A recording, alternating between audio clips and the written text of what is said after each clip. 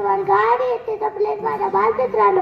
मी आज तुम्हाला 19 फेब्रुवारी विषयी 2 शब्द सांगणार आहे ते तुम्ही शांततेत ऐकून घ्यावे अशी माझी नम्र विनंती आहे. सर्वांना नमस्कार. माझे नाव शर्वा आहे.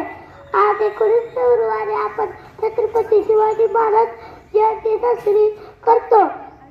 शिवाजी महाराजांचा जन्म 1630 रोजी शिवनेरी किल्ल्यावर झाला. त्यांच्या वडिलांचे नाव शहाजीराजे भोसले व त्यांच्या आईचे नाव जिजाबाई होते.